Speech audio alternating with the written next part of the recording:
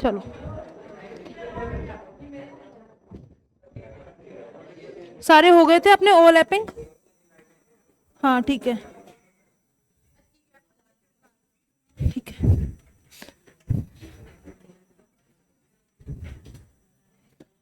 बेटा मुंह बंद करो अपना, कोई बात नहीं करेगा अब।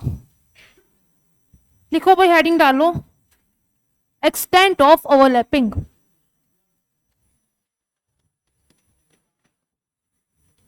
ऐसे लिखो, अतिव्यापन का एक्सटेंट।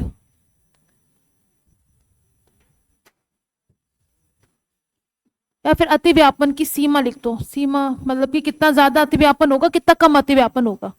ठीक है, क्या पढ़ेंगे इसमें अपन कि किस केस में ज्यादा अतिव्यापन हो रहा है, किस केस में कम अतिव्यापन हो रहा है। इसको तो इंग्लिश में लिखो, इंग्लिश में ज्यादा बेटर है। Extent of overlapping.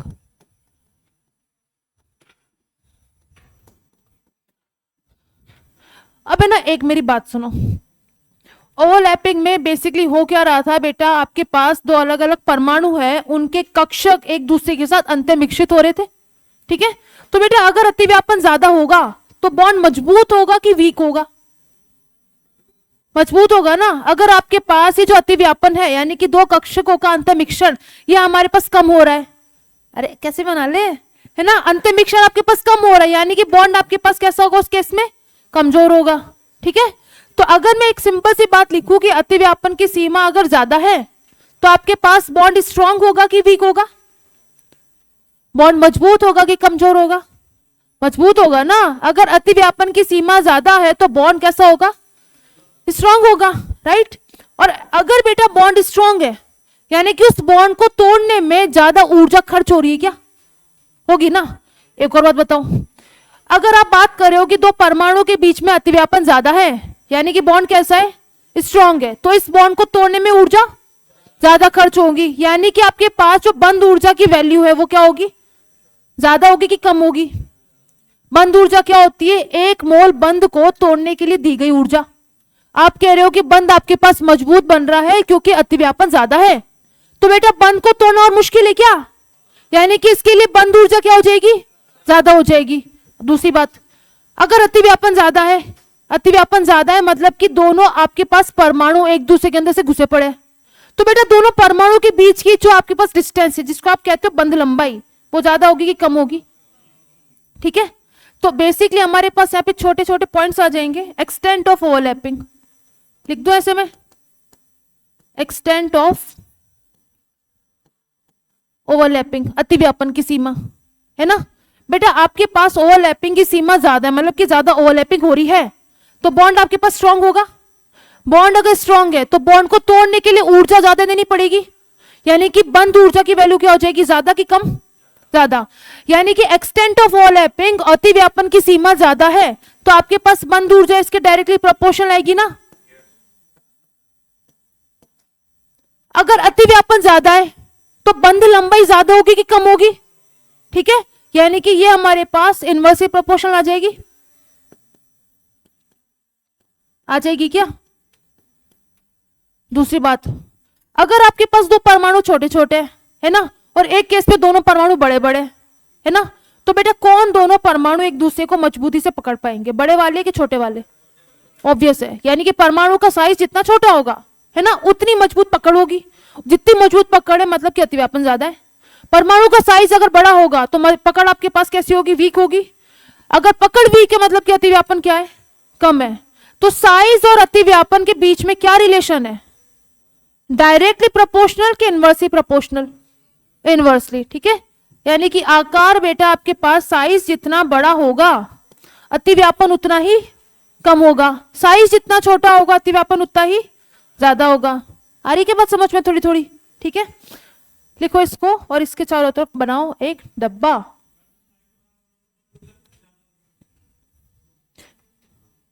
क्या कह रहा है, वापिस देख, साइज अगर बड़ा होगा बराबर, दो अलग अलग मॉलिक्यूल की बात करेंगे अपन, है ना, दो अलग अलग मॉलिक्यूल में कंपेयर करना है अपन को, कहां पे अतिव्यापन ज्यादा है, कहां पे अतिव्यापन कम है। ठीक है,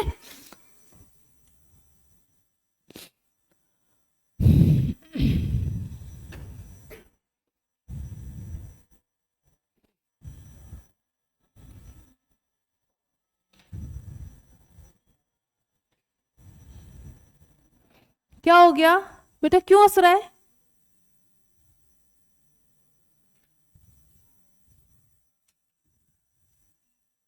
हो गया, चेतराम लिख लिया बेटा। पीछे से तुम दोनों आगे आओ। दीपक, और बेटा तेरा नाम क्या है कोने में? अभिषेक, बेटा आ गया। दीपक आगे बैठ।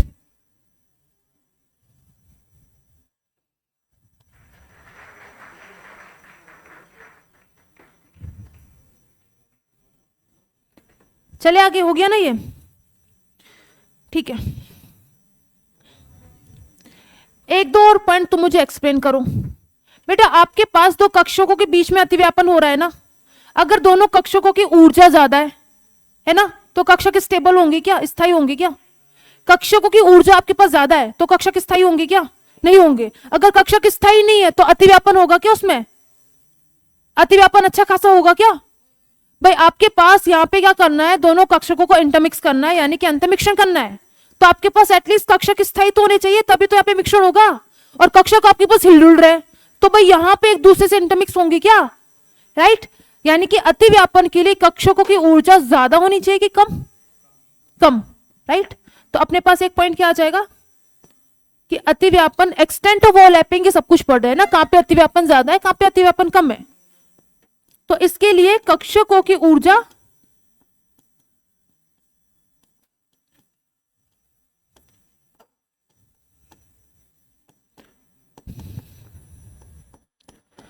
कम होनी चाहिए। ठीक है, जैसे कि मानो एक अतिव्यापन हो रहा है 1s के बीच में, दूसरा अतिव्यापन है बेटा 2s के बीच में, तीसरा अतिव्यापन है 3s और 3s के बीच में। आपके पास कक्षकों का टाइप सेम है। ठीक है भाई, आपके पास यहाँ पे भी 2s कक्षा के बीच में अतिव्यापन है, यहाँ पे भी 2s कक्षा के बीच में अतिव्यापन है, इधर भी 2s कक्षा के बीच में अतिव्यापन है। लेकिन अभी आपके पास ये s कक्षक है ना, कौन सी कक्षा में उपस्थित है? पहली कक्षा में। यहाँ पे s कक्षक कौन सी कक्षा के है? दूसरी कक्षा के। यहाँ पे तीसरी कक्षा के। अब n की वैल्यू ज्यादा होती है तो ऊर्जा ज्यादा होती है कि कम होती है? बताओ। अगर n की वैल्यू, आप जैसे जैसे परमाणु में, बेटा परमाणु में आप कक्षाओं से दूर जाते जाते हो तो ऊर्जा ज्यादा होती है कि कम होती है? याद करो वापिस से। पक्का? चलो इसके लिए छोड़ो, है ना, एकल इलेक्ट्रॉनिक प्रजाति की ऊर्जा का फॉर्मूला तो याद है ना तुम्हें? क्या होता है? -13.6। ये यहाँ पे नहीं लगेगा, ये एकल इलेक्ट्रॉनिक प्रजाति के लिए। बस अपन को यहाँ पे इतना से चेक करना है कि नाभिक से जैसे जैसे तुम दूर जाओगे, अलग दूर वाली कक्षाओं में जाओगे, तो ऊर्जा बढ़ेगी कि कम होगी, ये अपन को चेक करना है। बात सुनो, n की वैल्यू अगर बेटा आप बढ़ाओगे, है ना, तो ये पूरी टर्म आपके पास ज्यादा होगी कि कम होगी? कम होगी ना। आप हर की वैल्यू बढ़ा रहे हो तो पूरी वैल्यू ज्यादा आएगी कि कम आएगी? कम आएगी। लेकिन नेगेटिव वैल्यू आ रही है आपके पास कम, यानी कि ओवरऑल वैल्यू आपके पास बढ़ेगी। यानी कि आप नाभिक से दूर जाओगे तो अलग अलग कक्षाओं में नाभिक से दूर जाने पे ऊर्जा की वैल्यू बढ़ती है कि कम होती है? बढ़ती है। याद है ना, सबसे पहली कक्षा में -13.6 आती थी और सबसे ज्यादा कहां पे होती थी? अनंतवीं कक्षा में, जिसकी वैल्यू कितनी थी? 0। याद है? ठीक है, तो बेटा आप जैसे जैसे दूर जाते हो वैसे ऊर्जा का मान बढ़ता जाता है। तो अब यहां पे आओ, इसे बताओ कि कौन से कक्षकों की ऊर्जा सबसे ज्यादा है? भाई कक्षक तो सेम है, लेकिन कौन से कक्षकों की ऊर्जा आपकी सबसे ज्यादा है? 3s के अंदर आपके पास ऊर्जा सबसे ज्यादा है। ठीक है, यानी कि सबसे स्थायी कक्षक कौन सा है? 1s वाले। तो ये 1s वाले जब अतिव्यापन करेंगे तो अतिव्यापन ज्यादा एफिशिएंट है कि कम एफिशिएंट है? ज्यादा प्रभावी है ना कि कम प्रभावी है? तो यहां पे आपके पास अतिव्यापन की सीमा, सबसे ज्यादा अतिव्यापन किससे मिलेगा? 1s में, फिर 1s 2s फिर 3s में। ठीक है, नेक्स्ट पॉइंट। ये आई बात समझ में? ये सभी को आई बात समझ में? बेटा तेरे को आई बात समझ में? पक्का? हिम्मत नहीं आई क्या आज? देखो कक्षकों की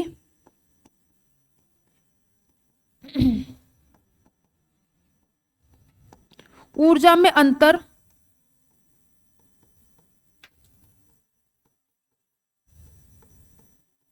कम होना चाहिए। अब मेरी बात सुनो, इसका क्या मतलब है? भाई आप सब लोग हो 11th क्लास के स्टूडेंट्स, है ना? बेटा आपकी 8th 9th के स्टूडेंट से ज्यादा अच्छे से पटेगी, या फिर जो पीजी कर रहा है ना, जो बीटेक में पीजी कर रहा है, एमटेक कर रहा है, उससे ज्यादा अच्छे से पटेगी? जो आपके लगभग आस पास के उनसे अच्छी पटेगी ना। तो कक्षकों में यही हो है? तुम इतना कॉन्फिडेंट कैसे हो? अरे प्रैक्टिकली सोचो यार।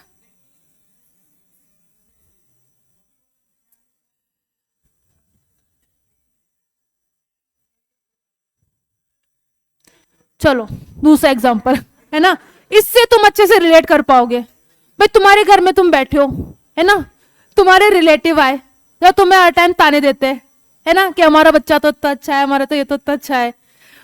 तो बेटा आपकी आपके उस चल रिलेटिव भी छोड़ो, रिलेटिव भी आपके चाचा या मामा कोई है, ठीक है? तो बेटा उनके बच्चों से आपकी ज्यादा अच्छे से पटेगी जो आपकी एज के लगभग पास के हैं, या फिर एकदम बुढ़े बुढ़ों से पटेगी? अब बोलो, अब बोलो। बच्चों से पटेगी ना यार, है क्या? अरे यार चुप रहो। बेसिकली बात सुनो, शांत रहो। अगर बेटा अपने पास है ना ऊर्जा लगभग बराबर की है ना, अपने पास वाले के साथ ऊर्जा लगभग बराबर की, दीपक बात मत करो, ठीक है? ऊर्जा लगभग बराबर की है। जैसे कि आपके पास हार्दिक एकदम मस्त मौला बंदा है, ठीक है, लेकिन पास में बैठा है, बेटा तेरा नाम भूल गई मैं, वापस बोल। सागर। लेकिन सागर एकदम एटीट्यूड वाला, किसी से बात नहीं करता, तो हार्दिक किसे पटेगी क्या? पटेगी क्या? हार्दिक एकदम मस्त मौला बंदा है, सबसे बातचीत करता है, एकदम मिलनसार है, दिल खुश है, ठीक है? लेकिन ये आपके पास सागर, सागर एकदम एटीट्यूड वाला बंदा है, किसी से बात नहीं। अरे तुम शांत हो ना यार, मेरी बात नहीं सुन रहे हो? फिर तुम्हें कॉन्सेप्ट समझ नहीं आएगा, फिर मेरे को बोलोगे चैचे चैचे। तो अभी हार्दिक किससे अच्छे से पटेगी क्या? है? नहीं पटेगी ना। लेकिन हार्दिक फिर बैठा है आपके पास, किसके पास? प्रेम सुख के पास, और प्रेम सुख भी आपके पास कैसा है? एकदम मस्त, एकदम मिलनसार बंदा है। तो इसके साथ पटेगी क्या? है ना? तो बेसिकली बेटा अगर दो चीजों के बीच में बॉन्डिंग चाहते हो तो दोनों की ऊर्जा कैसे होनी चाहिए? लगभग समान होनी चाहिए, ठीक है? अगर ऊर्जा में अंतर एकदम ही आपके पास अपोजिट आ गया तो उन दोनों की पटेगी क्या? है ना? वो बेचारा बात करना चाहता है लेकिन वो एटीट्यूड के मारे बात ही नहीं कर रहा, तो कहां से पटेगी? उसी किसके साथ पटेगी? वहां पे प्रेमसु के साथ पटेगी, क्योंकि दोनों की ऊर्जा लगभग समान है। तो बेसिकली अब शांत हो जाओ। अब बेसिकली कक्षकों की ऊर्जा में अंतर क्या होना चाहिए? कम होना चाहिए। यानी कि दोनों जो कक्षक जो अतिव्यापन कर रहे हैं उनकी ऊर्जा लगभग क्या होनी चाहिए? समान होनी चाहिए। जैसे कि एग्जाम्पल देखो बेटा, एक आप 2s की यहाँ पे अतिव्यापन करा रहे हो 2p के साथ, ठीक है? एक बार आप 2s का अतिव्यापन करा रहे हो 3p के साथ, और एक बार 2s का अतिव्यापन करा रहे हो आप 4p के साथ। तो कौन से कक्षकों में ऊर्जा का अंतर सबसे कम है? भाई ऐसे कक्षक जो एक ही कक्षा के अंदर उपस्थित है वहां पे ऊर्जा का अंतर लगभग बराबर होगा। अब यहां पे देखो, एक कक्षक आपके पास दूसरी कक्षा का है और ये अतिव्यापन कर रहा है उस कक्षक के साथ जो कि उस कक्षक के साथ जो कि चौथी कक्षा में है ना। तो कहां पे ऊर्जा का अंतर सबसे ज्यादा है? फर्स्ट वाले में कि लास्ट वाले में? लास्ट वाले में। तो किसके बीच बॉन्डिंग आपके पास एक प्रभावी होगी? प्रभावी आपके पास बंद कहां पे बनेगा? हाँ चेतराम क्या बोल रहा है? किससे बनेगा? आंसर बता रहा था ना, तू बता। अरे बता, तो आंसर तो बता दे। किसमें बंद प्रभावी बनेगा? फर्स्ट में। क्यों बनेगा? क्यों बनेगा? क्योंकि ऊर्जा का अंतर यहाँ पे कम है। ऊर्जा का अंतर कम है तो स्थायित्व ज्यादा होगा, स्थायित्व ज्यादा होगा तो हमारे पास अतिव्यापन क्या होगा? ज्यादा होगा। ठीक है, लिख लो। फालतू की बातें तुम 100 करते हो, बात मेरी सुनते नहीं हो।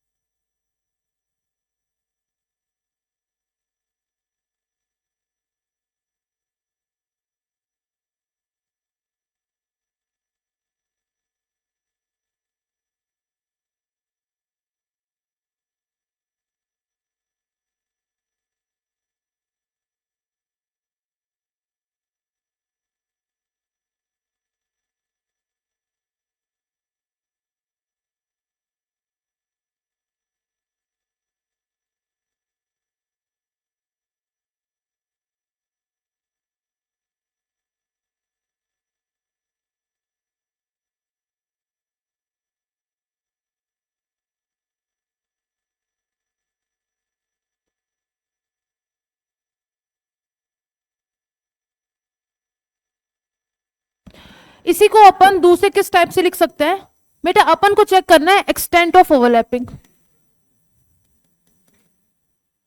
चलो हेडिंग तो लिख ली है ना।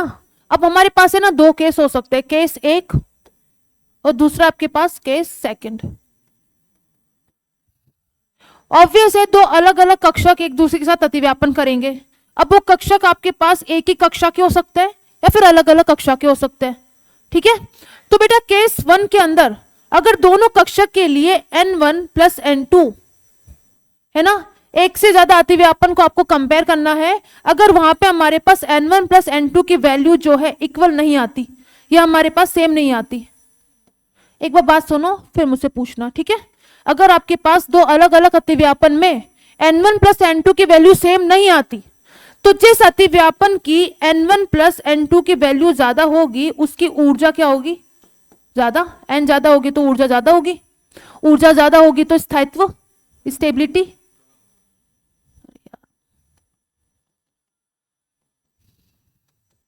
यानी कि अतिव्यापन भी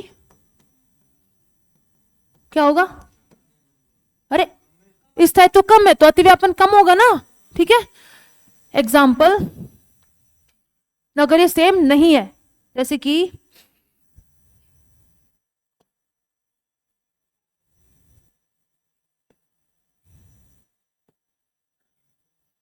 ये लिख लो जैसे हम लिखा था 1s फिर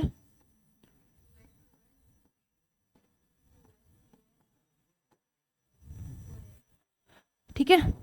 अभी मुझे बताना है कि ये तीन तरह के आपके पास अतिव्यापन है, इस अतिव्यापन में सबसे स्ट्रॉन्ग अतिव्यापन कहां पे होगा, 1s। तो बेसिकली बेटा यहां पे अगर मैं देखूं n1 प्लस n2, पहले तरह के अतिव्यापन का n1 प्लस n2 की वैल्यू कितनी आ रही है, 2।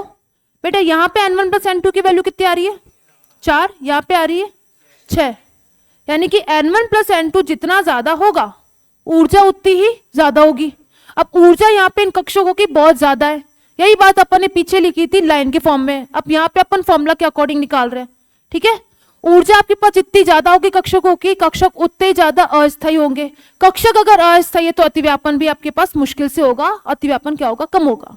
तो इधर आपके पास लेफ्ट टू राइट चलने पे ऊर्जा क्या हो रही है, इनकी बढ़ रही है, स्थायित्व क्या हो रहा है, कम हो रहा है, तो ओवरलैपिंग भी कम होगी। आई बात समझ में।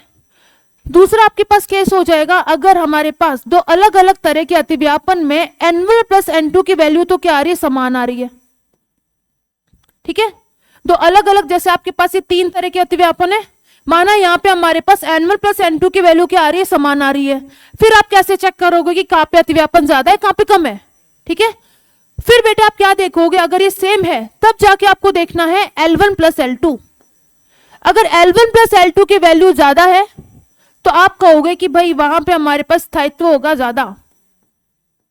L1 प्लस L2 ज्यादा है तो स्थायित्व ज्यादा होगा, यानी कि ओवरलैपिंग क्या होगी, ज्यादा होगी। Example 2s 2s 2s 2p और 2p 2p। ठीक है, अगर आपसे कोई भी क्वेश्चन ऐसा आ जाए कि कहां पे अतिव्यापन ज्यादा है कहां पे अतिव्यापन कम है, अतिव्यापन का ऑर्डर बता दो, तो सबसे पहले आपको चेक करना है n1 प्लस n2 की वैल्यू। ठीक है, चाहे किसी भी तरह का अतिव्यापन है। बेटा यहाँ पे n1 प्लस n2 की वैल्यू कैसी है बताओ, अगर मैं n1 प्लस n2 लिखूं तो इधर क्या मान है n1 प्लस n2 का, पर इधर आपके पास n2 है इधर भी 2 है, तो n1 प्लस n2 4, इधर इधर तो n1 प्लस n2 तो समान है। तो अब मैं कैसे देखूं कि अतिव्यापन ज्यादा है कि कम है। फिर आप नेक्स्ट किस पे जाओगे, L1 प्लस L2 की वैल्यू पे। डन। अब यहां पे बताओ L1 प्लस L2 की वैल्यू, L1 समझते हो, उपकोष के लिए L की वैल्यू, S के लिए L की वैल्यू 0 यहाँ पे, तो बेटा L1 प्लस L2 कितना है, 0 प्लस 0 0, यहाँ पे 0 प्लस 1, इधर 1 प्लस 1 2। अगर n1 प्लस n2 की वैल्यू समान है तो उन कक्षकों के बीच में अतिव्यापन ज्यादा प्रभावी होगा जिसके लिए L1 प्लस L2 की वैल्यू ज्यादा है। डन। तो आपके पास लेफ्ट टू राइट जाने पे अतिव्यापन ज्यादा है कि कम है, तो इसको मैं यहीं पे लिख दूं डायरेक्ट, अतिव्यापन ज्यादा कहां पर है, 2p 2p में, फिर 2s 2p में, उसके बाद में सबसे कम कहां पर है, 2s 2s में। डन।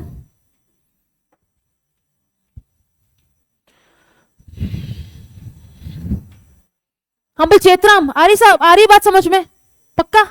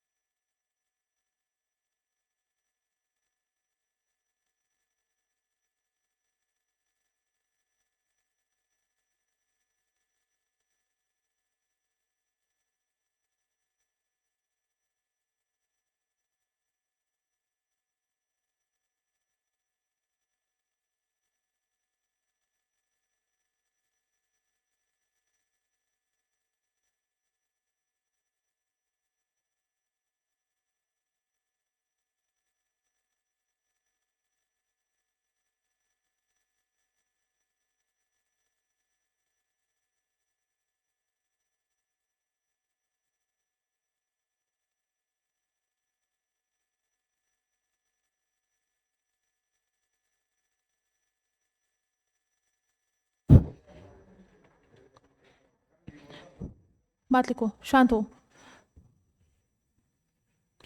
भाई। नेक्स्ट लिखो, पहले ना सारे पॉइंट्स ही लिख लेते हैं अपन, ठीक है?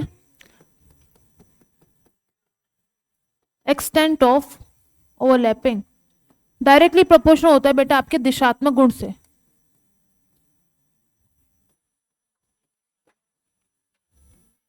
अब ये ना दिशात्मक गुण क्या होता है इसको समझो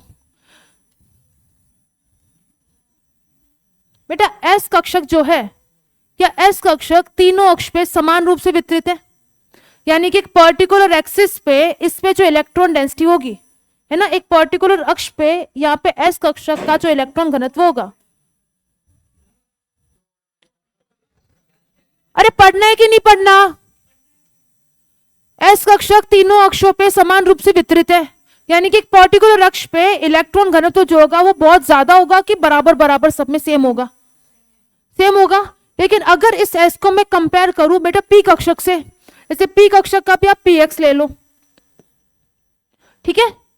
तो इसमें एक पर्टिकुलर अक्ष की तरफ, जैसे अपन एक्स अक्ष की बात कर रहे हैं बेटा, एक्स अक्ष पे कौन से कक्षक में इलेक्ट्रॉन घनत्व ज्यादा मिलेगा, एस के अंदर कि पी के अंदर कंपेयर करोगे तो?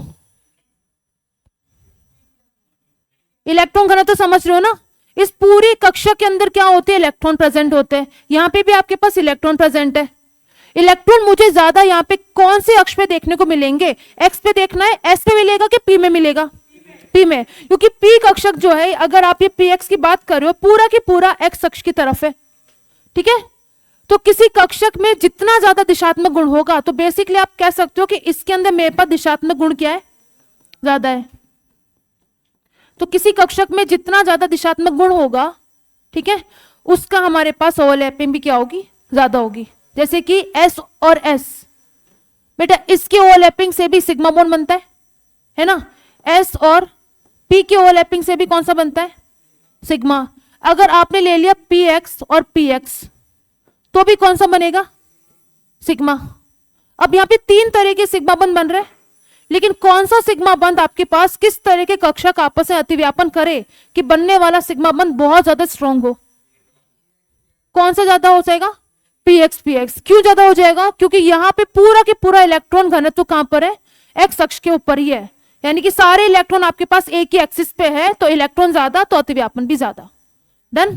तो यहाँ पे हमारे पास अतिव्यापन का एक्सटेंट किस में ज्यादा हो जाएगा, PX PX में, फिर S और P में, उसके बाद में सबसे कम किस में, S और S में। ठीक है, तो ये तो आपके पास सारे हो गए कौन से, सिग्मा बॉन्ड।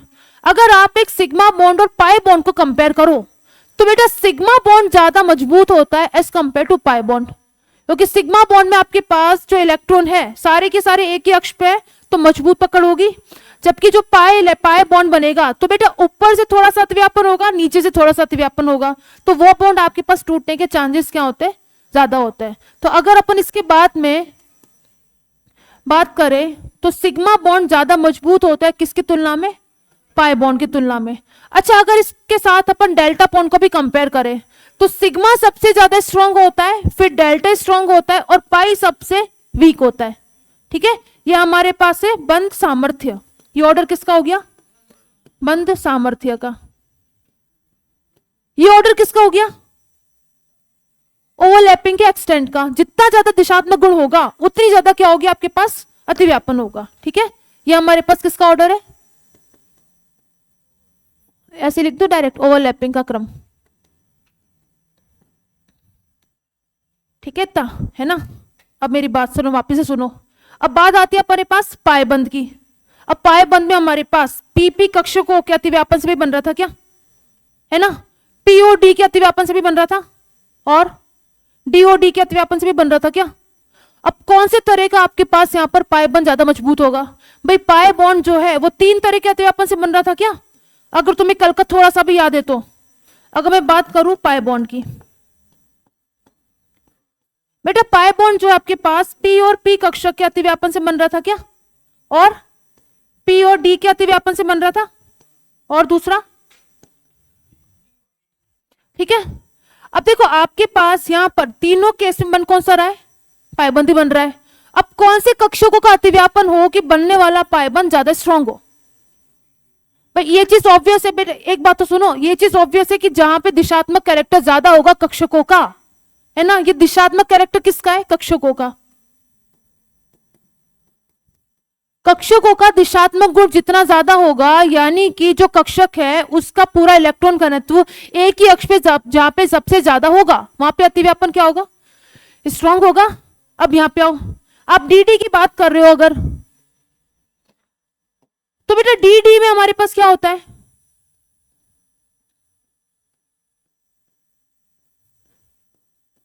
ऐसे होता है। और एक में बात करूं पी और पी की, तो इसमें हमारे पास कैसे होता है।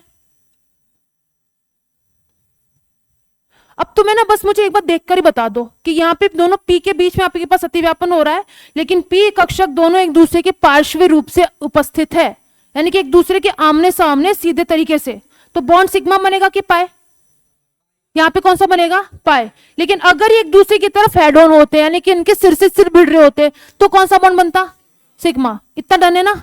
अभी कौन सा बॉन्ड बनेगा इधर, पाई बॉन्ड। और यहाँ पे कौन सा बॉन्ड बनेगा, क्योंकि जब ये एक दूसरे के पास आएंगे तो दोनों की दो दो पालियों के बीच में इंटरेक्शन होगा। अब ये वाला पाए ज्यादा स्ट्रॉन्ग है कि वो वाला पाए, वो डिपेंड किस में करेगा कि जिस कक्षक में दिशात्मक गुण ज्यादा होंगे, यानी कि एक पर्टिकुलर एक्सिस की तरफ इलेक्ट्रॉन जहां पे ज्यादा होंगे उसके अंदर बॉन्ड क्या बनेगा, स्ट्रॉन्ग बनेगा। अब तो मुझे देख के बता दो कि किसके अंदर आपके पास एक्स अक्ष की तरफ इलेक्ट्रॉन ज्यादा है, डी में कि पी में। क्यों, क्योंकि यहां पर एक्स अक्ष की तरफ 2 पाली आपके पास लोकेटेड है ना, और इधर भी आपके पास एक्स अक्ष की तरफ 2 पालियां उपस्थित है, जबकि इधर आपके पास दोनों की आधी आधी पाली है। तो दिशात्मक कैरेक्टर किसमें ज्यादा है, डी में कि पी में, डी में। तो अतिव्यापन किसका ज्यादा इफेक्टिव है, डी का। क्यों ज्यादा इफेक्टिव है, क्योंकि यहां पे दिशात्मक कैरेक्टर, दिशात्मक गुण ज्यादा है। तो तो जितना ज्यादा दिशात्मक गुण है उतना इफेक्टिव आपके पास क्या होगा, ओवरलैपिंग होगी। तो सबसे मजबूत पाई बॉन्ड किसके ओवरलैपिंग से बनेगा, डीओडी की, उसके बाद में पीओडी की, और उसके बाद में सबसे कम पी और पी की। अगर इसका कंपैरिजन मैं इसके साथ करूं, है ना, पूरा आप सिग्मा बॉन्ड का पाई बॉन्ड के साथ कंपैरिजन करो, तो सबसे स्ट्रॉन्ग बॉन्ड किसके से बन रहा है, इन सबको एक साथ ले लू मैं, तो सबसे स्ट्रॉन्ग बॉन्ड किससे बन रहा है, पीएक्स में, क्योंकि सिग्मा बॉन्ड है। बेटा तीनों पाई बॉन्ड है क्या, ये तीनों कौन से बॉन्ड है, पाई, ये भी कौन सा है, पाई। यानी कि कोई सा भी आप पाई बॉन्ड बना लो वो वीक होगा किससे, सिग्मा बॉन्ड से। यानी कि इन तीनों की ऊर्जा हमारे पास सबसे कम होगी, इनका स्थायित्व ज्यादा होगा, बॉन्ड आपके पास स्ट्रांग होगा, होगा कि नहीं। इन तीनों में सिग्मा बॉन्ड बन रहा है तो ये बॉन्ड ज्यादा स्ट्रांग होगा as compared to pi bond. अब इन तीनों में भी सबसे ज्यादा स्ट्रांग कौन सा है, पीएक्स, फिर एसपी, उसके बाद में एसएस, उसके बाद में क्या आ जाएगा, डीडी, उसके बाद में पीडी, उसके बाद में पीपी। अरे बात समझ में, लिख लो।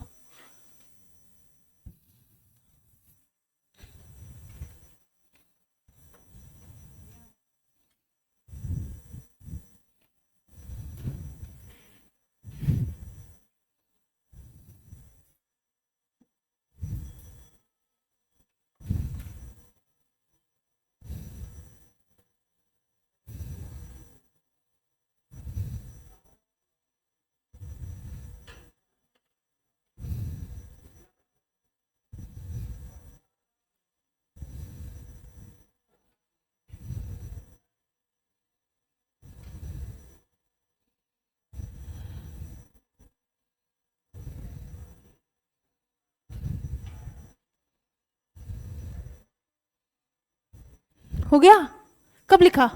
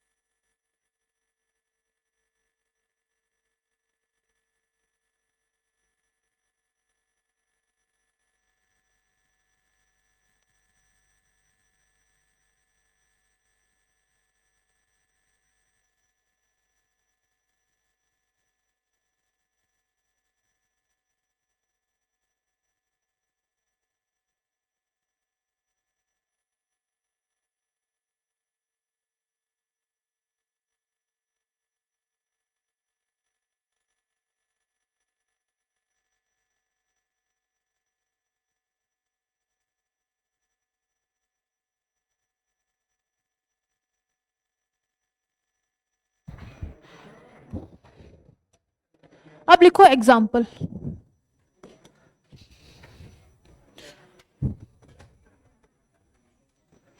निम्न के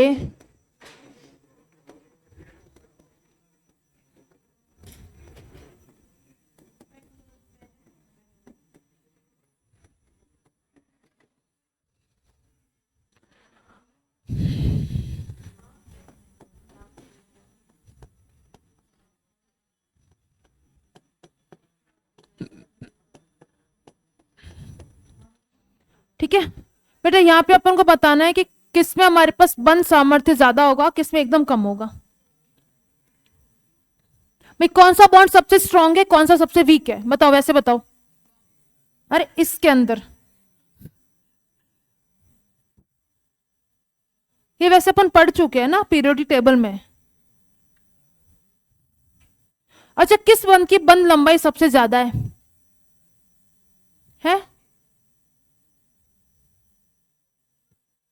सागर, किसकी ज्यादा है? क्यों? क्यों? आयनिक साइज बड़ा होता है, याद है तुम्हें बेटा? हाइड्रोजन और फ्लोरीन आपके पास यहाँ पे साइज दोनों के छोटे छोटे, फिर आपके पास क्लोरीन का साइज बड़ा है, ब्रोमीन का और बड़ा है, आयोडीन का और बड़ा है। तो यहाँ पे हमारे पास, यहाँ पे अगर तुम देखोगे हाइड्रोजन का साइज छोटा सा है और इसके कंपैरिजन में आयोडीन का साइज बड़ा है,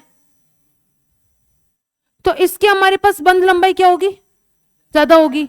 यहाँ पे तुम कंपेयर करो, हाइड्रोजन फ्लोरीन दोनों का साइज छोटा है, तो बेटा यहाँ पे बंध लंबाई इसकी तुलना में कम होगी। तो कौन से बॉन्ड को तोड़ना ज्यादा इजी है? जिसकी बंध लंबाई आपके पास ज्यादा है, यानी कि यहाँ पे आकर्षण कम है दोनों के बीच में, तो इस बॉन्ड को तोड़ना ज्यादा इजी है, तो इसका बंध सामर्थ्य कम हो जाएगा। ठीक है, अब ये अपन जो लिख रहे थे ना पिछली क्लास के अंदर, मतलब कि पीरियोडिक टेबल वाले चैप्टर के अंदर, ये सारा कुछ आता है आपके पास अतिव्यापन से। बेटा यहाँ पे हाइड्रोजन के पास कौन सी कक्षा होती है? केवल एक ही कक्षा होती है क्या? ठीक है, और उसके अंदर भी कौन सा कक्षक होता है? 1s। F का इलेक्ट्रॉनिक कॉन्फ़िगरेशन क्या होता है? 1s2, 2s2, 2p। तो अब मुझे बताओ कि इसमें ना एक इलेक्ट्रॉन की नीड है, इसलिए F आपके पास एक बॉन्ड बनाता है। तो बेटा वो एक इलेक्ट्रॉन किसके अंदर जाएगा? कौन से कक्षक के अंदर जाएगा? 2p के अंदर जाएगा, राइट। यानी कि अतिव्यापन में कौन सा कक्षक पार्टिसिपेट करेगा? जिसको इलेक्ट्रॉन की जरूरत है। यहाँ पे F के अंदर आप देख रहे हो किसको इलेक्ट्रॉन की जरूरत है? 2p को, यानी कि अतिव्यापन में इसका कौन सा कक्षक भाग ले रहा है? यहाँ पे 1s, इधर। अब आप जैसे एक पीरियड से दूसरे पीरियड में जाते हो तो हमारे पास सिर्फ चेंज किस में होता है? n में चेंज होता है। क्लोरीन का कौन सा कक्षक अतिव्यापन में भाग लेगा? 3p। इसका कौन सा लेगा? 4p। इसका कौन सा लेगा? तो अब तुम मुझे बताओ कि बेटा अतिव्यापन के अकॉर्डिंग कहां पे अतिव्यापन सबसे ज्यादा है, कहां पे सबसे कम है? चेतराम तू बता, कहां पे अतिव्यापन सबसे ज्यादा है? हंस रहा है कब से, जल्दी बता। है कहां पे सबसे ज्यादा अतिव्यापन? कहां पर है? HI में कैसे? रीजन। HF में कैसे? रीजन। तो क्या हो गया? उसे क्या फर्क पड़ेगा? भाई अतिव्यापन का एक्सटेंट देखने के दो तरीके थे ना। सबसे पहले N1 प्लस N2 चेक करो, है ना। N1 प्लस N2 अगर सेम है तो L1 प्लस L2 चेक करो। यहाँ पे N1 प्लस N2 सेम है क्या? अलग अलग है। जैसे आप नीचे जा रहे हो बेटा, वैसे ही N1 प्लस N2 की वैल्यू बढ़ रही है कि ज्यादा हो रही है? सॉरी, कम हो रही है कि ज्यादा हो रही है? ज्यादा हो रही है। तो नीचे जाने पे N1 प्लस N2 की वैल्यू बढ़ रही है, तो नीचे जाने पे आपके पास ओवरलैपिंग कम होगी। अगर अतिव्यापन कम होगा तो बंध की सामर्थ्य भी कम होगा, तो नीचे जाने पे बंध सामर्थ्य क्या हो जाएगा? ठीक है। फिर अपन ने इसका अम्लीय व्यवहार भी लिखा था। भाई कौन सा बॉन्ड तोड़ना सबसे इजी है? HF के HI, यानी कि HI सबसे ज्यादा H प्लस दे सकता है इधर, क्योंकि ये बंद इजीली टूट रहा है। तो बेटा नीचे जाने पे अम्लीय सामर्थ्य बढ़ेगी कि कम होगी? बढ़ेगी। बंध सामर्थ्य तो कम हो रहा है और अम्लीय सामर्थ्य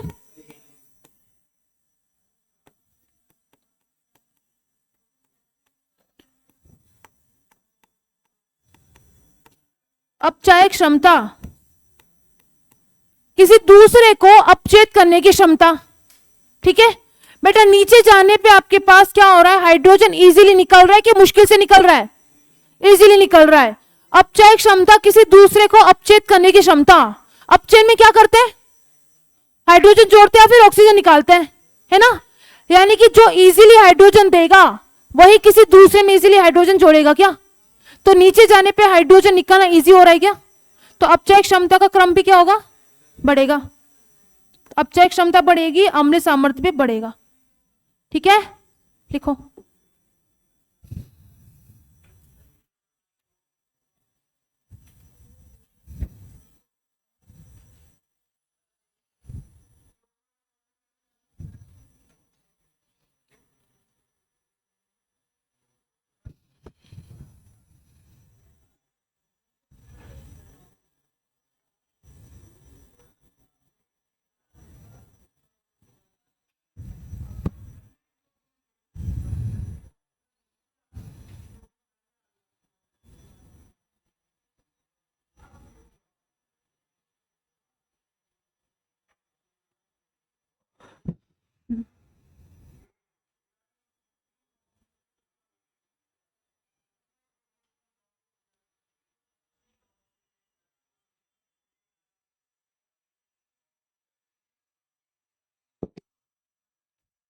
हो गया?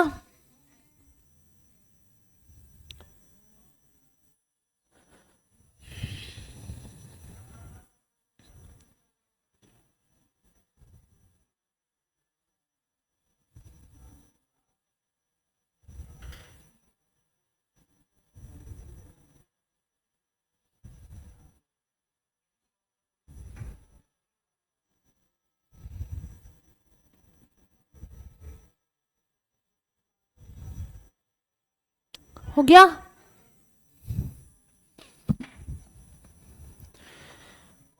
ये हो गया पहला।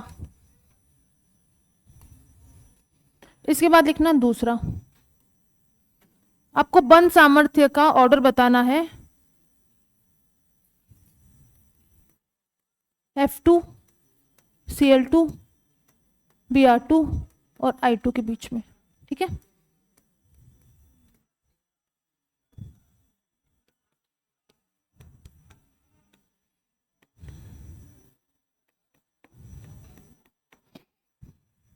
है ना?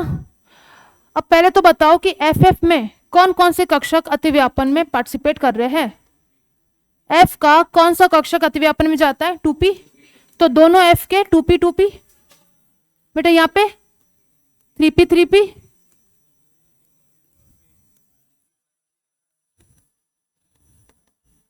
तो नीचे जाने पे अतिव्यापन ज्यादा हो रहा है कि कम हो रहा है? बताओ भाई, सब लोग बताओ।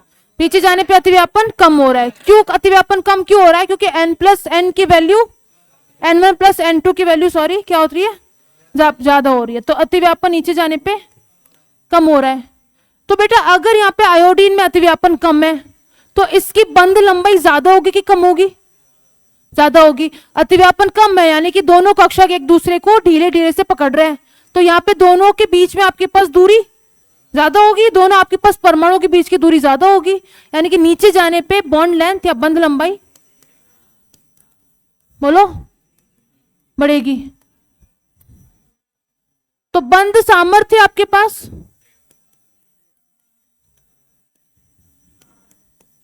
ठीक है, ऐसा हमें लग रहा है।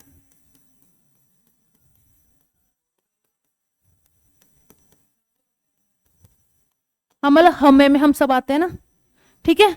यानी कि हमारे अकॉर्डिंग बंध सामर्थ्य का ऑर्डर क्या आना चाहिए? बोलो किसका बंध सामर्थ्य सबसे ज्यादा है? F2 का, उसके बाद में Cl2 का, फिर Br2 का, उसके बाद में बेटा। लेकिन असल में हमारे पास बंध सामर्थ्य क्या होता है?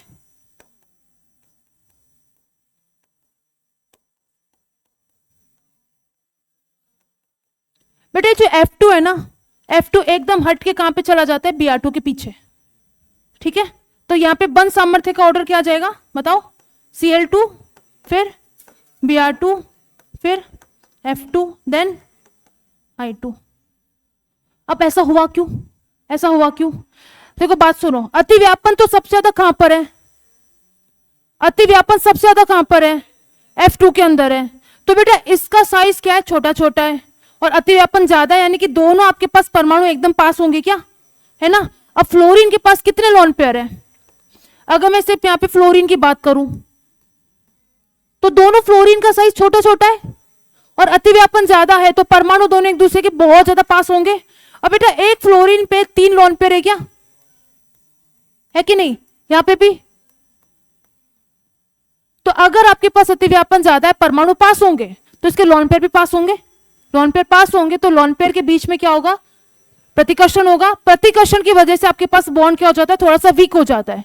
वीक हो जाएगा, किससे वीक हो जाएगा, आपके पास Br2 के पीछे आ जाएगा। ठीक है, तो ये पीछे आने का रीजन क्या है, इसके एकदम इसका बंध सामर्थ्य कम होने का रीजन क्या है, क्योंकि फ्लोरीन के अणुओं के बीच में, फ्लोरीन के परमाणु के बीच में क्या लगता है, लोन पेयर का प्रतिकर्षण लगता है। डन, तो यहां पे लिख लेना, इसका बंध सामर्थ्य कम क्यों है, क्योंकि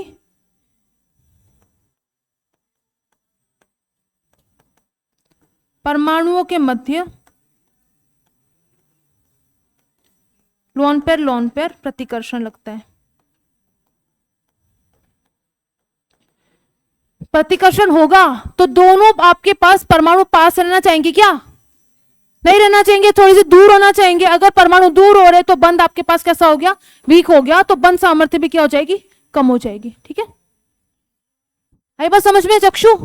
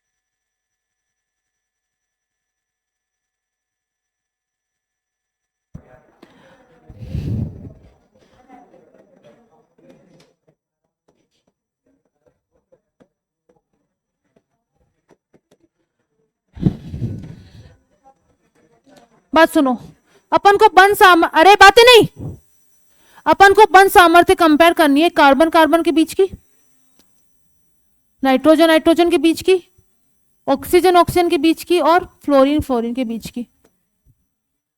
ठीक है, अब बेटा अब बात सुनो भाई, यहाँ पे हमारे पास जो कक्षक है, कक्षकों का टाइप तो सेम है ना भाई। आपके पास कार्बन में भी कौन से कक्षकों के बीच में अतिव्यापन हो रहा है, 2p 2p के बीच में। नाइट्रोजन में भी 2p 2p है ना, यहाँ पे ऑक्सीजन में भी 2p2p है, फ्लोरीन में भी 2p2p।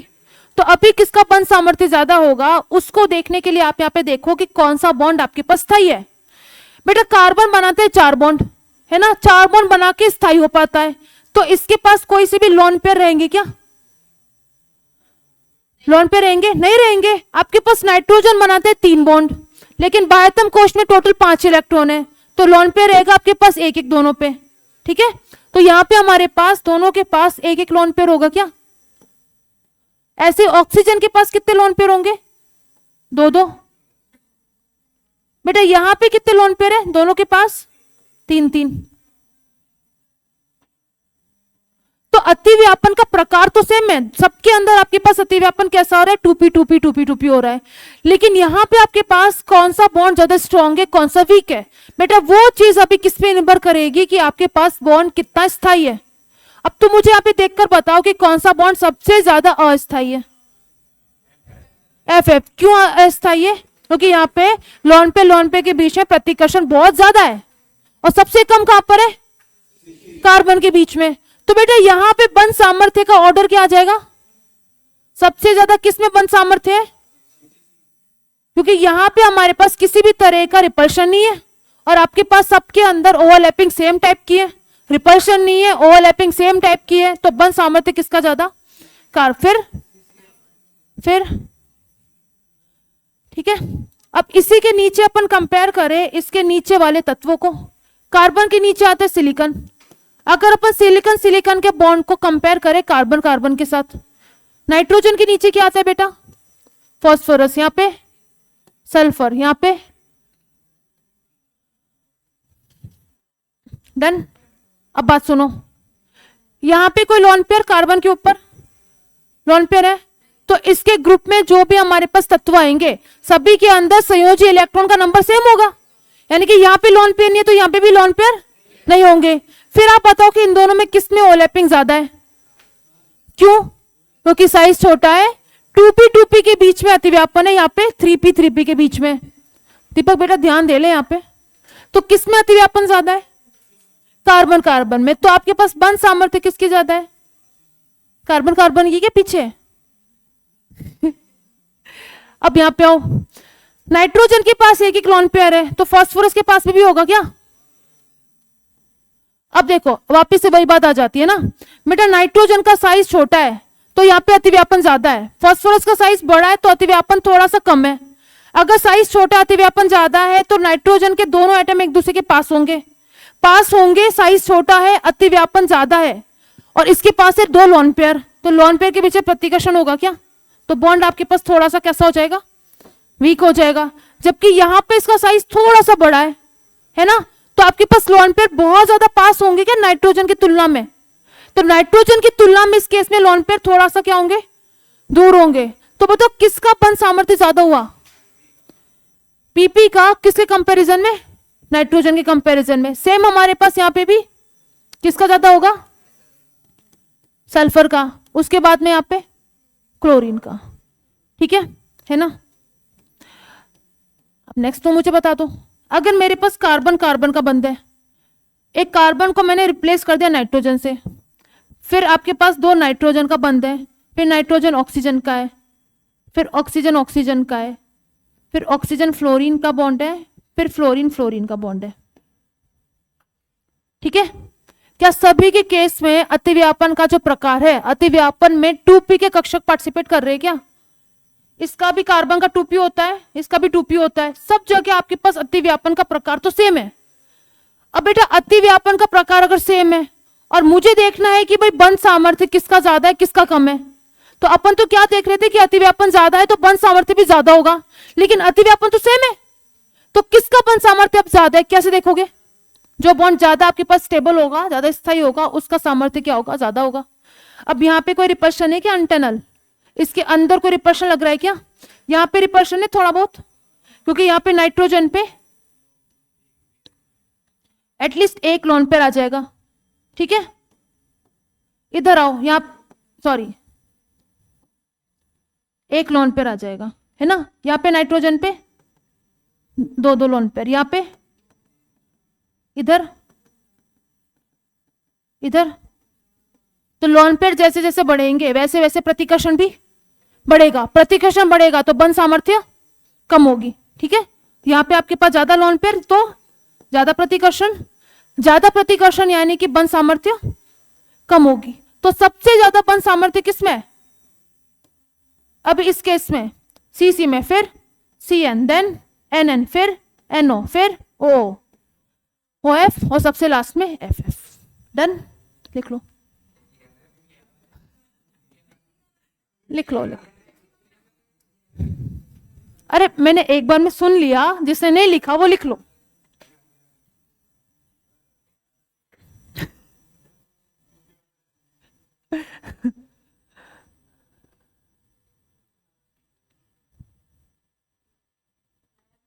हाँ जी, सब लिख लो।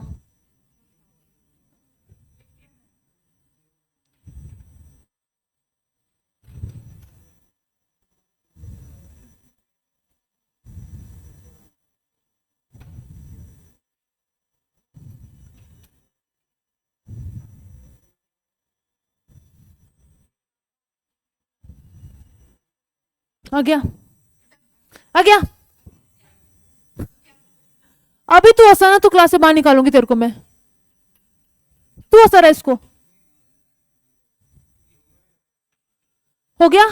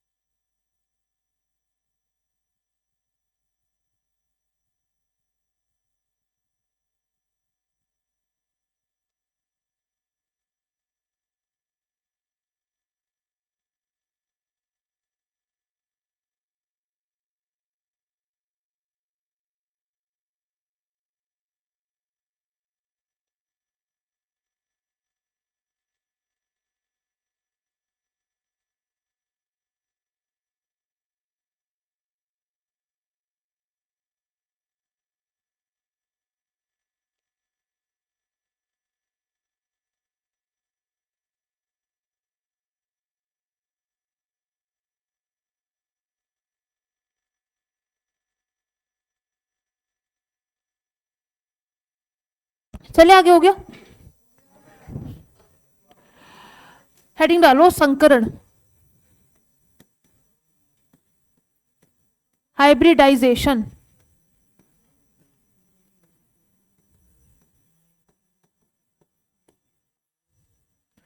बेटा इसके अंदर ना पहले कुछ लाइंस लिखो, फिर अपन समझते हैं, ठीक है। और मैं बोल रही हूं, मेरे साथ साथ ही लिखो, अदरवाइज मैं बोल बोल के लिखवाऊंगी।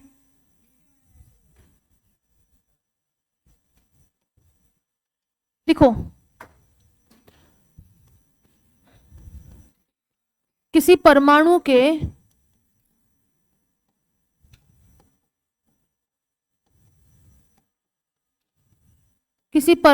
के समान ऊर्जा वाले अथवा लगभग समान ऊर्जा वाले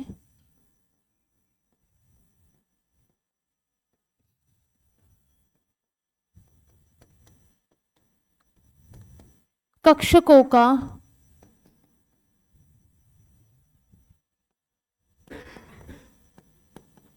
अंतः मिश्रण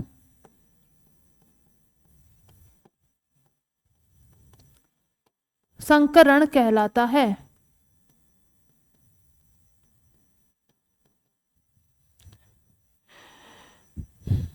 दूसरा पॉइंट लिखना,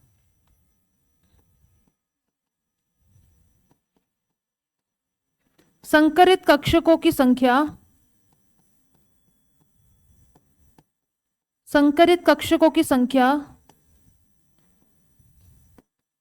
अंतः मिश्रित हुए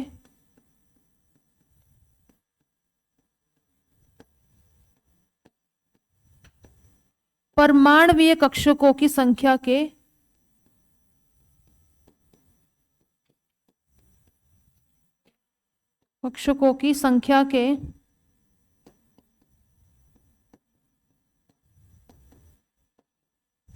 समान होती है।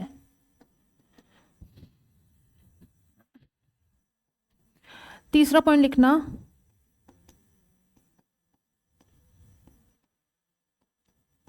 संकरित कक्षकों की ऊर्जा एवं आकृति समान होती है।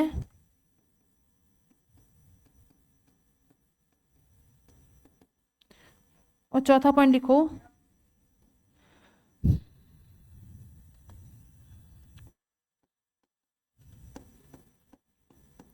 संकरण के लिए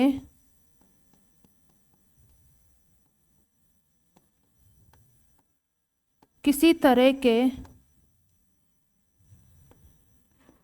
पूर्ण उत्तेजन की आवश्यकता नहीं होती।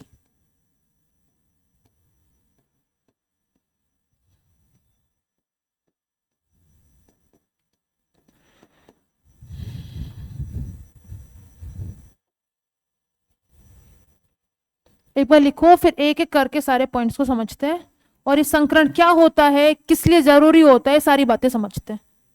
ठीक है, सबने लिख लिया? अरे क्या बात है,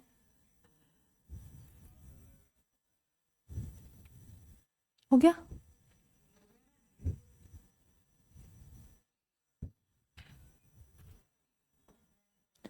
अब है ना, एक बार सारे लोग पेन रख दो और मेरी बात सुनो, ध्यान से सुनो। बेटा आप लिख लिया क्या सबने? लिख लो, लिख लो, लिख लो, लिख लो।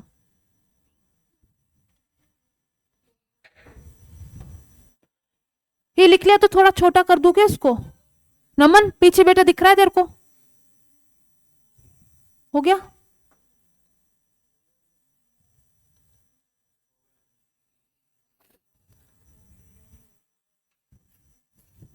अरे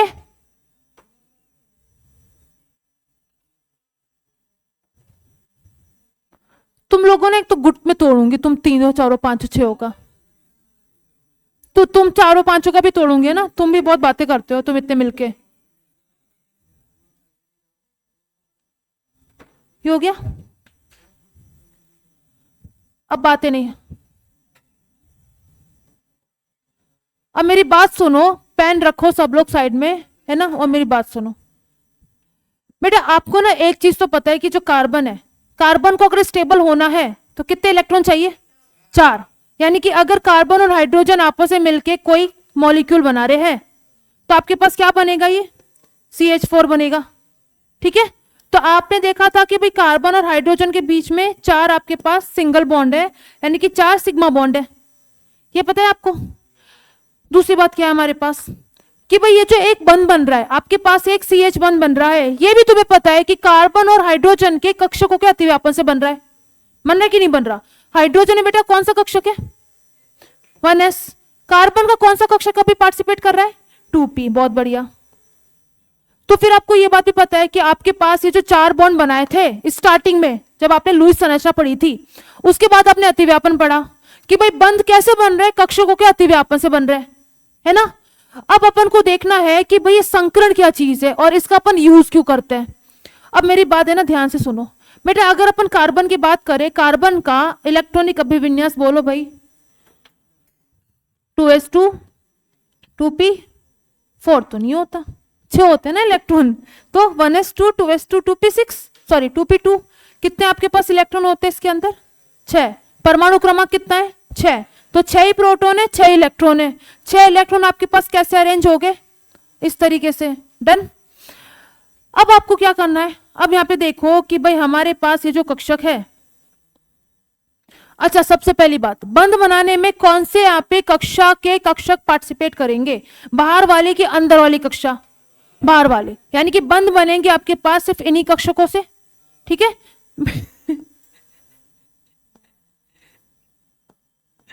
बेटा यहाँ पे कितने इलेक्ट्रॉन है? 2। यहाँ पे कितने हैं? 2। अपन बात करते हैं कि एक कार्बन को कितने इलेक्ट्रॉन की जरूरत है? टोटल 4 इलेक्ट्रॉन की जरूरत है। ठीक है, अब 4 इलेक्ट्रॉन आएंगे तो आपके पास इलेक्ट्रॉन यहाँ पे जो अकेले अकेले है वो कैसे हो जाएंगे? बंधित हो जाएंगे, पेयर में आ जाएंगे। ठीक है, तो ये तो मेरे पास हो गया आद्य अवस्था का ग्राउंड स्टेट का इलेक्ट्रॉनिक कॉन्फ़िगरेशन। अब आपने क्या करा? इसको उत्तेजित करा। इलेक्ट्रॉन को उत्तेजित करा, तो उत्तेजित अवस्था में हमारे पास इलेक्ट्रॉन कैसे कहां चला गया, ये जो आपके पास पेयर वाला इलेक्ट्रॉन है ये यहाँ पे आके क्या हो गया, अनपेयर हो गया, यानी कि एक सिंगल इलेक्ट्रॉन की फॉर्म में यहाँ पे पहुंच गया। इतना ठीक है। अब अपन जो बात करते हैं कि कार्बन को अगर स्टेबल होना है तो इसको 4 इलेक्ट्रॉन की नीड है, तो एटलीस्ट आपको कार्बन के अंदर 4 अनपेयर इलेक्ट्रॉन चाहिए ना, 4 अयुग्मित इलेक्ट्रॉन चाहिए। वही 4 अयुग्मित इलेक्ट्रॉन हाइड्रोजन से एक एक इलेक्ट्रॉन लेके क्या हो जाएंगे, युग्मित हो जाएंगे। तब जाके कार्बन के बाह्यतम कक्षा में टोटल कितने इलेक्ट्रॉन हो जाएंगे, 8, है ना। अभी देखो ये बाह्यतम कक्षा है बेटा, अभी कितने इलेक्ट्रॉन है, 4। अगर इसको हाइड्रोजन के, यहां पे हमारे पास हाइड्रोजन आएगा, हाइड्रोजन के पास 1s कक्षक है क्या, ये आपके पास एक हाइड्रोजन है, इसके 1s में एक इलेक्ट्रॉन है कि नहीं। अभी इसको उल्टा बना दो मैं ऐसे, ये तो कैसे भी हो सकता है ना, 1s के अंदर एक इलेक्ट्रॉन है, तो बेटा इसने H ने अपना एक इलेक्ट्रॉन इसके साथ शेयर करा, तो हाइड्रोजन का जो अयुग्मित इलेक्ट्रॉन था वो युग्मित हो गया क्या, है ना। सेम ऐसे इस कार्बन को और कितने इलेक्ट्रॉन की नीड है, 3 की और नीड है, यानी कि इसके पास 3 हाइड्रोजन और आएंगे अपने 3 1s कक्षकों को लेके, है ना। और हर 1s कक्षक में कितने इलेक्ट्रॉन है, हाइड्रोजन के हर 1s कक्षक में कितने इलेक्ट्रॉन है, 1 इलेक्ट्रॉन है। तो यहां पे 1 इलेक्ट्रॉन कार्बन के कक्षक में देगा, है ना। तो बेटा क्या हो गया, बेटा आ गया, इधर आ, जल्दी इधर आ, क्लास को डिस्टर्ब मत करो, इधर बैठो, जल्दी आओ। और किसको सी आ रही है, तू कोने बैठ, चिपक के क्यों बैठा उसके, कोने बैठ, कोने में बैठ जल्दी। अब बात सुनो मेरी बेटा, क्या यहाँ पे आपके पास बॉन्ड बन रहा है। अब बॉन्ड बन कैसे रहा है, जब आपके पास कार्बन का कक्षक हाइड्रोजन के कक्षक के साथ क्या कर रहा है, अतिव्यापन कर रहा है ना। अब ये ना यहाँ पे देखो, आपके पास कार्बन और हाइड्रोजन के बीच में कितने बॉन्ड बने, टोटल 4 बॉन्ड बने, है ना। बेटा आपके पास ये जो पहला बॉन्ड बना है वो कार्बन का ये कौन सा कक्षक है, ये कौन सा कक्षक है, नाम बताओ, 1s के 2s के कौन सा है, 2s। ये कक्षक कौन से है, सारे 2p है, यानी कि एक बॉन्ड जो आपने बनाया है वो कार्बन के 2s और हाइड्रोजन के 1s के बीच में, और बाकी के 3 बॉन्ड किसके बीच में, कार्बन के 2p और हाइड्रोजन के 1s के बीच में। यानी कि यहां से आपके पास यहां पे डायरेक्ट अतिव्यापन से जो आपके पास कार्बन के चारों तरफ के 4 बॉन्ड बन रहे हैं। बेटा इसमें पहले बंध की प्रकृति कैसी होगी, एक बंध की प्रकृति कैसी होगी, ये बना है हमारे पास 1s और 2s के बीच में, हाँ कि ना। ये वाला बंध किसके बीच में बना है फिर, 1s और 2p के बीच में, ये वाला बंध 1s 2p और ये वाला।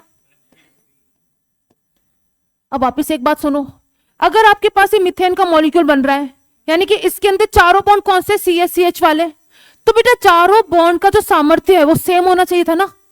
अगर आपके पास कार्बन 4 बंध बना रहा है तो चारों बंध की आपके पास बॉन्ड लेंथ, बंध लंबाई या फिर बंध सामर्थ्य सब कुछ कैसा होना चाहिए, सेम होना चाहिए।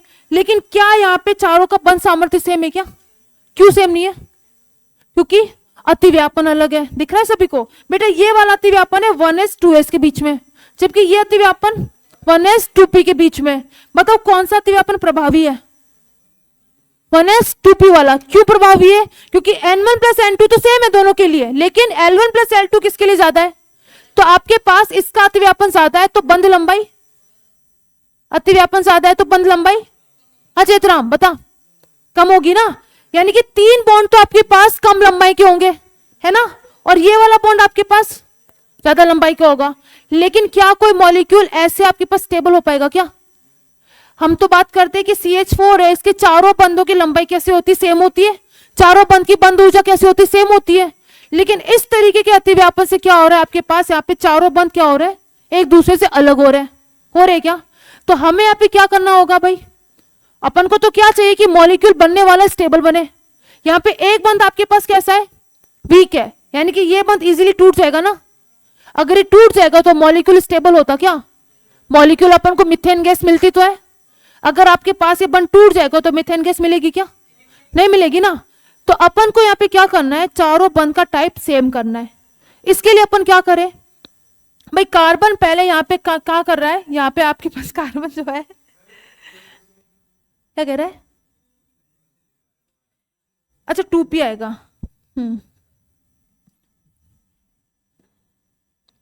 अब मेरी बात सुनो, अगर आपको चारों बंध सेम बनाने हैं तो बेटा चारों बंधों का अतिव्यापन भी सेम होना चाहिए ना, तब जाके चारों बंध का आपके पास नेचर कैसा होगा, सेम होगा, सबकी बंध लंबाई सेम होगी, सबका बंध सामर्थ्य क्या होगा, सेम होगा। अब इसके लिए मैं क्या करूं, इसके लिए आपके पास परमाणु अतिव्यापन से पहले किस में जाते हैं, संकरण में जाते हैं। अब संकरण में क्या होता है, संकरण में किसी परमाणु के समान ऊर्जा वाले या फिर लगभग समान ऊर्जा वाले कक्षकों का क्या होता है, अंतःमिश्रण होता है। अब इस वजह से क्या होगा, इस वजह से संकृत कक्षक बनेंगे, है ना, और संकृत कक्षकों की ऊर्जा और आकृति कैसी होती है, समान होती है। तो अगर संकृत कक्षकों की ऊर्जा समान होगी तो बनने वाले बंध भी कैसे होंगे, उसके समान टाइप के होंगे। अब बात सुनो, अतिव्यापन से पहले क्या, कौन सी फिनोमिना होता है, अतिव्यापन से पहले होता है संकरण। बेटा संकरण में अपन क्या करते हैं, संकरण में अपन क्या करते हैं, संकरण में लगभग समान ऊर्जा वाले कक्षक, देखो 2p के आपके पास टोटल कितने कक्षक है, 3 है ना, और 1s 2s का कितना कक्षक है, 1 कक्षक है। बेटा 2p के जो तीनों कक्षक है इनकी ऊर्जा समान है ना, एक ही उपकोष के सारे कक्षकों की ऊर्जा कैसे होती है, समान होती है, समभ्रज कक्षक कहलाते हैं। लेकिन यहाँ पे 2s और 2p क्या एक ही कक्षा में उपस्थित है, एक ही कक्षा में उपस्थित है 2s और 2p, तो इनकी ऊर्जा लगभग समान होगी क्या। तो अपन ने क्या करा कि यहाँ पे हमारे पास इन चारों की ऊर्जा लगभग समान है, लेकिन कक्षकों का टाइप समान है क्या, कक्षकों का टाइप क्या है, अलग अलग है। मुझे सारे कक्षक कैसे बनाने, एक जैसे बनाने, तो आपने चारों कक्षक जो कि बॉन्ड बनाने में पार्टिसिपेट करने वाले हैं उसको आपने एक साथ लिया, 4 कक्षक लिए, है ना, कौन कौन सा लिया, S और इसका P, इसको आपने हिलाया डुलाया, इस तरीके से हिलाया डुलाया कि हमारे पास इन चारों कक्षकों की ऊर्जा कैसी हो जाए, समान हो जाए। ठीक है, अब देखो बेटा आपने कितने परमाणु कक्षक लिए, टोटल कितने परमाणु कक्षक लिए आपने, 4 लिए। तो अब मैंने एक पॉइंट क्या लिखा है कि संकृत कक्षकों की संख्या अंतःमिश्रित हुए परमाणु कक्षकों की संख्या के समान होती है। तो आपने टोटल कितने परमाणु कक्षक उठाए, 4, इससे बनेंगे आपके पास क्या, संकरित कक्षक। तो इन संकरित कक्षकों की संख्या कितनी होगी, 4 ही होगी। जितने परमाणु कक्षक संकरण के अंदर जाएंगे उतनी संख्या में हमारे पास क्या बनेंगे, संकरित कक्षक बनेंगे। यानी कि यहां पे संकरित कक्षक कितने होंगे, 4 होंगे। ठीक है, अब बेटा देखो बताओ, एक जो संकरित कक्षक है वो किस किस के सम्मिलन से बन रहा है, एक S और 3 P के सम्मिलन से बन रहे क्या। तो इस कक्षक का टाइप क्या हो जाएगा, sp3, है ना, इस कक्षक का टाइप भी क्या हो जाएगा, sp3, इसका भी क्या हो जाएगा और इसका भी क्या हो जाएगा। अब चारों कक्षक सेम टाइप के हो गए क्या, अगर कक्षक आपके पास सेम टाइप के, यहाँ पे अलग अलग टाइप के थे क्या, इनको अपन ने अंतःमिश्रित किया, इस तरीके से अंतःमिश्रित किया कि इनकी ऊर्जा क्या हो जाए, समान हो जाए, मतलब कि बनने वाले कक्षक कैसे मिल जाए आपको, समान मिल जाए। अभी बेटा इससे आपको जो 4 कक्षक मिले हैं क्या वो समान प्रकार के हैं क्या, यानी कि इनकी ऊर्जा कैसी होगी, समान होगी। यानी कि अब ये जो बंध बनाएंगे वो भी कैसे होंगे, समान होंगे, इनकी जो ओवरलैपिंग होगी वो भी कैसे होगी, समान होगी। तो अभी संकृत कक्षक पार्टिसिपेट करते किसके अंदर, अतिव्यापन के अंदर। ठीक है, अभी हमारे पास क्या होगा, इसके पास आएंगे 4 हाइड्रोजन। बेटा हाइड्रोजन के अंदर कितने इलेक्ट्रॉन, 1-1, यहां पे भी कितने इलेक्ट्रॉन थे आपके पास, भाई आपने इसके 4 कक्षक उठाए, चारों कक्षों में कितने इलेक्ट्रॉन थे, 1-1 ही थे ना, इलेक्ट्रॉन का नंबर थोड़ी चेंज होगा। अभी भी हमारे पास कितने इलेक्ट्रॉन है सबके अंदर, तो चारों इलेक्ट्रॉन चारों कक्षकों में बराबर रूप से बढ़ जाएंगे। अभी हमारे पास संकरण के बाद में क्या होगा, अतिव्यापन होगा। अब ध्यान से सुनो, इस हाइड्रोजन का 1s वाला ऑर्बिटल अपने इलेक्ट्रॉन शेयर कर रहा है कार्बन के sp3 संकरित कक्षक के अंदर। क्या मैंने लाइन सही बोली है, इस हाइड्रोजन का 1s वाला इलेक्ट्रॉन अपने इलेक्ट्रॉन शेयर कर रहा है या फिर अपने इलेक्ट्रॉन अतिव्यापित करवा रहा है कार्बन के sp3 संकरित कक्षक के साथ, है ना। हाइड्रोजन का 1s वाला इलेक्ट्रॉन अपने इलेक्ट्रॉन संकरित करवा रहा है, अपने इलेक्ट्रॉन अतिव्यापित करवा रहा है कार्बन के sp3 के साथ। तो अभी बताओ, अभी आपने कार्बन और हाइड्रोजन के बीच में कितने बॉन्ड बनाए? 4 बॉन्ड बनाए। कौन कौन से? C H C H C H. अब ध्यान से सुनो बेटा, ये जो बॉन्ड बना है ना, ऑब्वियस कक्षकों के अतिव्यापन से बना है। इस अतिव्यापन में कार्बन का कौन सा कक्षक सम्मिलित है? अभी आपके पास इस वाले अतिव्यापन से जो एक सिंगल बॉन्ड बनाया है, इसमें कक्षकों के अतिव्यापन से तो बंध बना है ना, तो इसमें कार्बन का कौन सा कक्षक सम्मिलित हो रहा है अतिव्यापन में? sp3। और हाइड्रोजन का 1s। इस वाले बॉन्ड में कार्बन का कौन सा कक्षक सम्मिलित हो रहा है? और हाइड्रोजन का यहां पे, और इधर भी। अब तो मुझे एक बात बताओ, क्या चारों बॉन्ड आपके पास सेम टाइप के है क्या? क्योंकि संकरण आपके पास, संकरण सॉरी, अतिव्यापन आपके पास कैसा है? सेम टाइप का है। अगर अतिव्यापन चारों बॉन्ड का सेम है, तो आपके पास सभी की बंध ऊर्जा कैसी होगी? समान होगी। बंध लंबाई कैसी होगी? समान होगी। यानी कि अभी मॉलिक्यूल आपका कैसा है? स्थायी है। ठीक है। तो जब भी आपके पास किसी मॉलिक्यूल का फॉर्मेशन होता है, जब भी किसी अणु का निर्माण होता है, तो पहले अतिव्यापन, ये आप क्या कर रहे थे डायरेक्ट इसका, यहां पे आप क्या करा रहे थे इसका डायरेक्ट अतिव्यापन। अब डायरेक्ट अतिव्यापन कराने से क्या हमारे पास नुकसान हो रहा था कि जितने भी बंध बनेंगे वो समान प्रकृति के नहीं होंगे, चाहे आपके पास समान तरह के एटम के बीच में बंध बन रहा है। तो अतिव्यापन करवाने से पहले क्या करते हैं अपन? संकरण। संकरण से हो क्या जाता है? जो भी परमाणु कक्षक है जिनकी ऊर्जा लगभग समान है या फिर थोड़ी बहुत अलग अलग है, उनकी ऊर्जा क्या हो जाती है? समान हो जाती है। अब समान ऊर्जा वाले कक्षक बॉन्ड भी कैसे बनाएंगे आपके पास? समान तरह के बनाएंगे। इससे मॉलिक्यूल में क्या आ जाता है? स्थायित्व आ जाता है। यानी कि पहले कौन सा प्रक्रम होता है? अतिव्यापन की संकरण, संकरण। और संकरण के बाद में क्या होता है? अतिव्यापन। और अतिव्यापन के फलस्वरूप क्या बनते हैं? बॉन्ड बनते हैं। डन। ठीक है। तो ये हमारे पास क्या हो गया? संकरण। अब आपको सारे पॉइंट एक एक करके पढ़ो, समझ आ रहे हैं क्या? पहला पॉइंट क्या कहता है? संकरण होता क्या है? संकरण होता क्या है? परमाणु के समान ऊर्जा वाले अथवा लगभग समान ऊर्जा वाले कक्षकों का अंतमिश्रण। मैंने क्या लिखा है? ये संकरण है। संकरण में आप करा क्या रहे हो? कार्बन परमाणु है, इसके कक्षकों का आपस में अंतमिश्रण कर रहे हो। इससे मुझे क्या मिलेंगे? संकरित कक्षक। डन।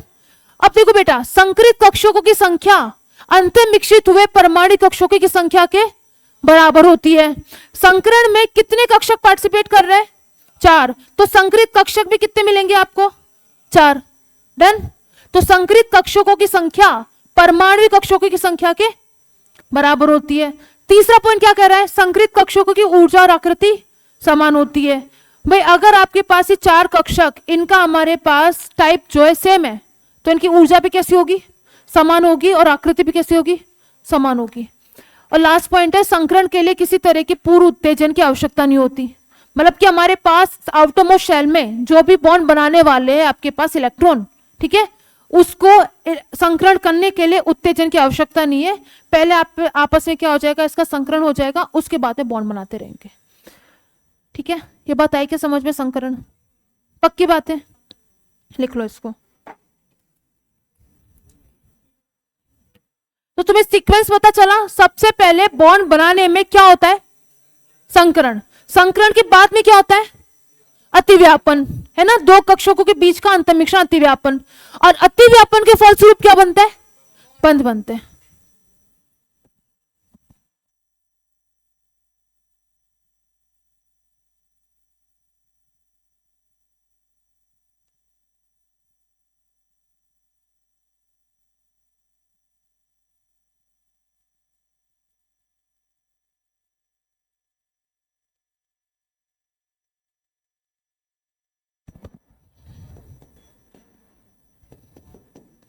क्योंकि सभी बंध की प्रकृति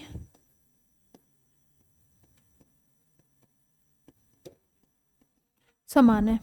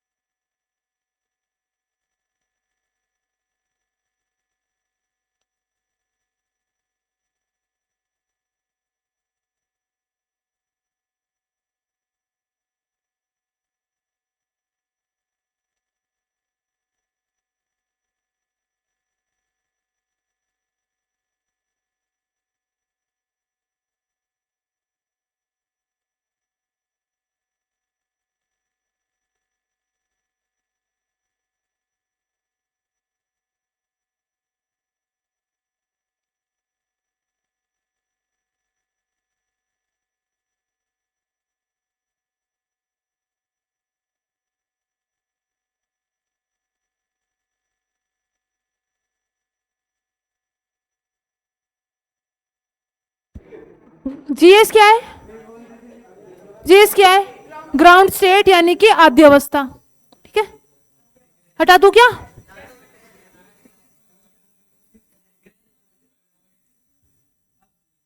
मोहित लिख लिया बेटा? कितना बच रहा है? जल्दी लिख।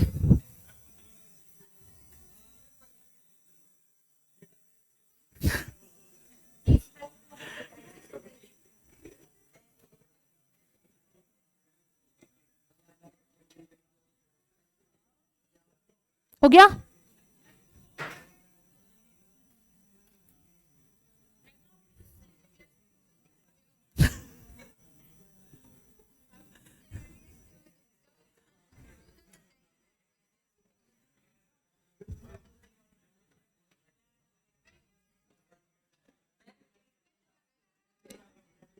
अब है ना, शांत हो जाओ सारे लोग, कोई बात नहीं करेगा। देखो, अब अपन को निकालना है किसी मॉलिक्यूल में हमारे पास संकरण क्या होगा। ठीक है बेटा, संकरण निकालने के लिए आपके पास दो विधियां है। संकरण आप निकालते हो हाइब्रिड ऑर्बिटल यानी कि संकृत कक्षक। लिखो भाई,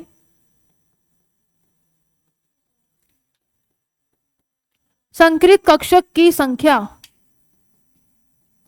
ये हम देखते हैं या तो sigma bond plus lone pair के नंबर से, ठीक है, या फिर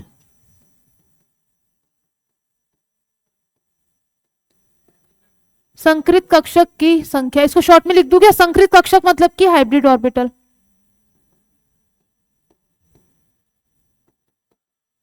ठीक है, एचओ लिख दूं इसको मैं? बेटा एचओ की संख्या सबसे पहली बात, जो संकरण आता है वो मध्यवर्ती तत्वों का आता है किसी भी अणु के अंदर। ठीक है, संकरण हमेशा किसका आता है? मध्यवर्ती तत्वों का आता है किसी भी अणु के अंदर। अगर आपके पास HCl है तो इसके अंदर संकरण की कोई जरूरत है क्या? संकरण अपन करवा क्यों रहे हैं? ताकि हमारे पास एक ही परमाणु के जो अलग अलग कक्षक है उनकी ऊर्जा क्या हो जाए? समान हो जाए। बेटा अभी आपने बनाया HCl, तो यहाँ पे हाइड्रोजन का 1s कक्षक काम आ रहा है बंध बनाने में, और क्लोरीन का 2p काम आ रहा है बंध बनाने में। तो अभी किसी भी तरह के संकरण की कोई जरूरत है क्या? नहीं है। संकरण आप कब करोगे? जब हमारे पास एक से ज्यादा तरह के बंध बनेंगे जो कि अलग अलग तरह के कक्षक की वजह से बन रहे हैं। ठीक है, तो यहाँ पे तो संकरण जैसा कुछ आएगा ही नहीं। अगर आपके पास कोई मॉलिक्यूल है जैसे कि CO2 है, और बेटा यहाँ पे आपके पास मध्यवर्ती तत्व कौन सा है? कार्बन है। तो कार्बन जब दो ऑक्सीजन के साथ बंध बनाने जाएगा तो पहले क्या करेगा? अपने सारे कक्षकों की ऊर्जा समान करेगा। तो यहाँ पे जो संकरण आता है वो किसका आता है? मध्यवर्ती तत्व का आता है। अब आप संकरण कैसे निकालोगे?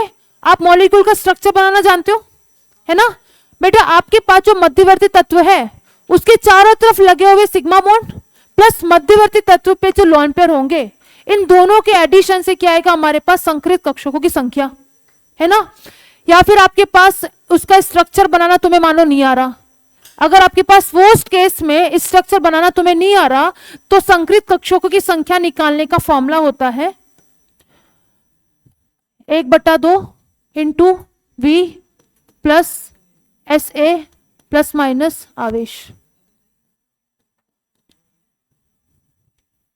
अबे V क्या होता है? V होता है सेंट्रल एटम के, या फिर ऐसे डायरेक्ट लिख लो, तत्व के संयोजी इलेक्ट्रॉन की संख्या। SA होता है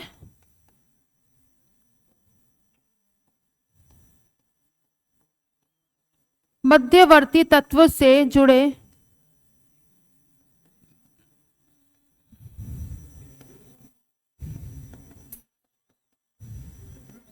एकल संयोजी परमाणु की संख्या।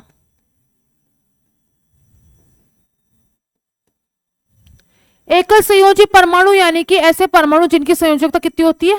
एक होती है, जैसे कि हाइड्रोजन, जैसे कि फ्लोरीन, है ना? हीलियम, हीलियम नहीं, जैसे कि क्लोरीन, आयोडीन, ब्रोमीन। ठीक है, एकल संयोजी परमाणु को ब्रैकेट में लिख देना जैसे कि हाइड्रोजन, फ्लोरीन, क्लोरीन, ब्रोमीन। और प्लस माइनस आवेश, अगर आपके पास कोई भी अणु है, अणु के ऊपर बेटा प्लस का 2 आवेश है ना, प्लस का 2 आवेश है, यानी कि वहां पे आप क्या कर दो, 2 इलेक्ट्रॉन को घटा दो, है ना।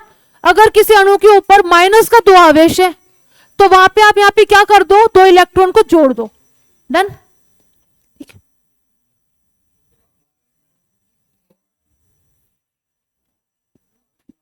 आवेश ना हो तो 0, आवेश ना हो तो यहाँ पे आवेश की जगह क्या आ जाएगा, 0। ठीक है,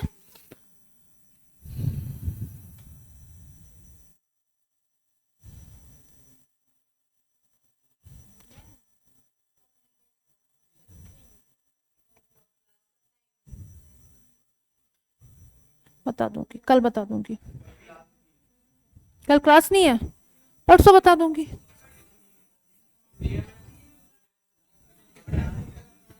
अभी लगवाती हूं।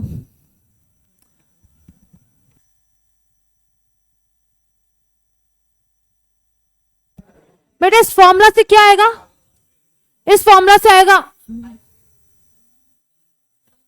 अरे क्या है ये तुम दोनों का, इधर बैठ, कोने में आ, कोने में आ, जल्दी आ, उस कोने में जा, तू उस कोने में जा। तुझसे पूछा मैंने, खड़ा हो जा, बदतमीजी कर रहा है, खड़ा हो जा, खड़ा रहे, कोने में आ। मेरी बात सुनो बेटा, आपके पास इस फॉर्मूला से आएगा क्या, इस फॉर्मूला से आएगा आपके पास संकरित कक्षकों की संख्या। अब संकरित कक्षकों की संख्या हमें अगर मिल जाएगी, गेट के पास खड़ा हो जा। अब तूने मुंह खोला ना तो क्लास के बाहर भेजूंगी, बैठ नीचे। मेरी बात सुनो, इस फॉर्मूला से तुम्हारे पास आएगा क्या, हाइब्रिड ऑर्बिटल का नंबर या फिर संकरित कक्षकों की संख्या। अब संकरित कक्षकों की संख्या से आप संकरण कैसे पता करोगे वो अपन नेक्स्ट देखते हैं। ठीक है, चलो आगे। कौन लिख रहा है बेटा, साइड से लिख ले, अब तू साइड से लिख लो, हो गया ना पक्का। अगर आपके पास हाइब्रिड ऑर्बिटल का नंबर, हाइब्रिड ऑर्बिटल की संख्या, बेटा अगर हाइब्रिड ऑर्बिटल की संख्या आती है 2, आपके पास इस फॉर्मूला से या फिर इस फॉर्मूला से हाइब्रिड ऑर्बिटल की संख्या कितनी आ रही है, 2, तो आपके पास संकरण का प्रकार कैसा हो जाएगा, संकरण हो जाएगा आपके पास sp, ये तुम्हें याद रखना है। ठीक है, अगर आपके पास हाइब्रिड ऑर्बिटल की संख्या कितनी आ रही है, 2 आ रही है, तो संकरण का प्रकार कौन सा हो जाएगा, sp। और यहां पे हमारे पास संकरण के प्रकार के अकॉर्डिंग मॉलिक्यूल की आती है ज्यामिति, यानी कि मॉलिक्यूल के अंदर जो बंध है वो किस तरीके से लगे हुए हैं उसके चारों तरफ। ठीक है, संकरण के प्रकार से क्या आती है हमारे पास, ज्यामिति। ज्यामिति को बोलते बेटा अपन ज्योमेट्री। तो अगर हमारे पास किसी भी मध्यवर्ती तत्व का संकरण आ रहा है sp, तो उस मॉलिक्यूल की ज्यामिति होगी रेखीय। कैसे होगी, रेखीय, यानी कि यहां पे आपके पास जो मॉलिक्यूल एक सीधी लाइन के अंदर अलाइन होगा। डन। अगर आपके पास हाइब्रिड ऑर्बिटल की संख्या आ रही है 3, 2 हो गए, 2 के लिए कौन सा संकलन है, sp। अगर 3 आ रही है तो हो जाएगा sp2। तो sp2 संकरण में ज्यामिति होगी आपके पास ट्राइगोनल प्लेनर या फिर त्रिकोणीय समतल। ऐसे होगी त्रिकोणीय समतल। ठीक है, अगर आपके पास हाइब्रिड ऑर्बिटल की संख्या है 4, तो आपके पास संकरण होगा sp3 और यहां पे ज्यामिति होगी चतुष्फलकीय। इसके इंग्लिश में लिख लोगे क्या, लिखवा दूं। रेखीय मतलब क्या होता है बेटा, लीनियर, एक लाइन में लीनियर। त्रिकोणीय समतल, त्रिकोणीय मतलब कि ट्राइंगल, त्रिकोण होता है ट्राइंगल, है ना। समतल मतलब कि प्लेनर, एक ही प्लेन में। ठीक है, तो नाम क्या हो जाएगा इसका, ट्राइगोनल प्लेनर।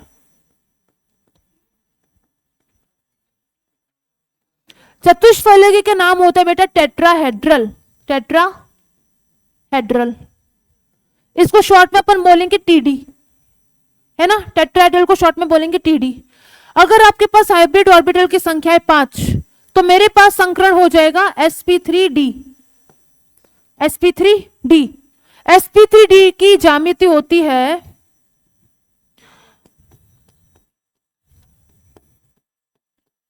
त्रिकोणीय द्विपिरामिडीय।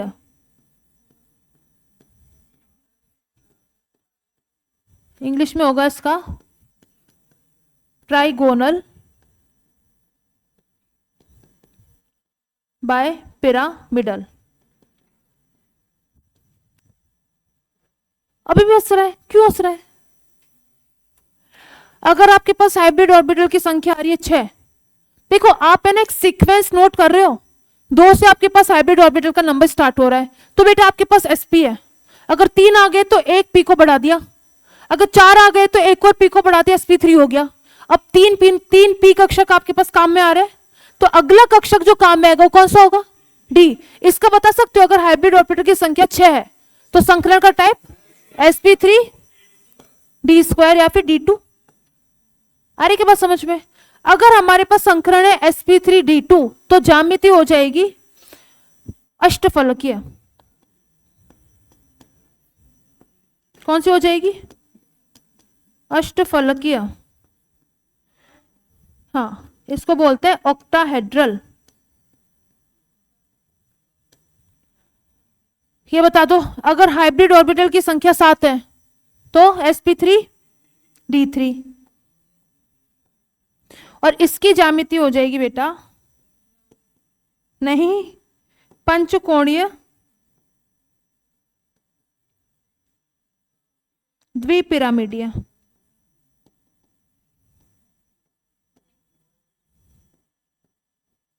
इसको बोलते हैं पेंटागोनल बाय पिरामिडल।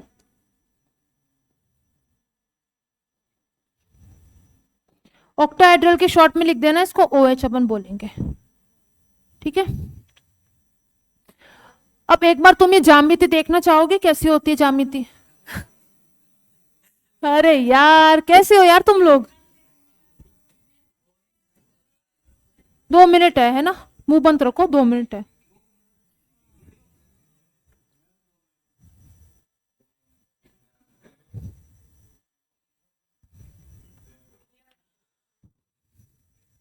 बेटे तेरा हो गया ना प्रेम सुख, है ना? अब मैं ना देख तू ट्राई कर। और किस किस का हो गया?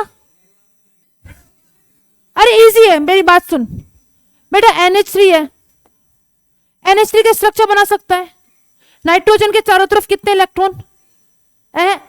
संयोजी इलेक्ट्रॉन टोटल 5 है, और कितने हाइड्रोजन जुड़े? 3।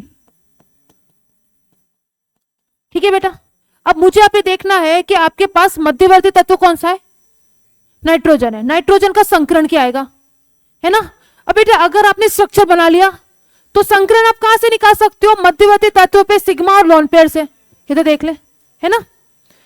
तो बता यहां पे कितने सिग्मा है? सिग्मा बॉन्ड कितने हैं? 3 है। लोन पेयर कितना है? तो टोटल आपके पास हाइब्रिड ऑर्बिटल कितने आ गए? 4। तो 4 हाइब्रिड ऑर्बिटल से संकरण कौन सा हो गया? sp3। यानी कि यहां पे नाइट्रोजन का संकरण क्या हो गया? इजी है क्या? CO2 का स्ट्रक्चर पता है? CO2 में क्या होता है? कार्बन के दोनों तरफ। क्या कार्बन के पास कोई लोन पेयर है?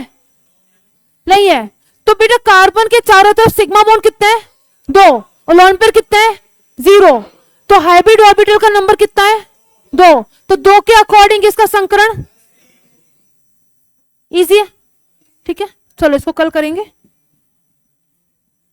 तुम आलसी तो हो यार बेटा। अभी ना इसका मॉड्यूल वगैरह थोड़ा सा ट्राई करना लगाने का, ठीक है। कल की कक्षा में पढ़ेंगे अपन संकरण।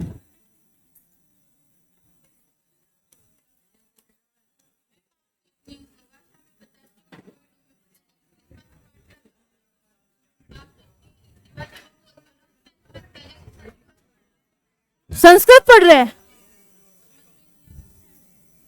क्यों समझ नहीं आता? क्या समझ नहीं आया? जैसे कि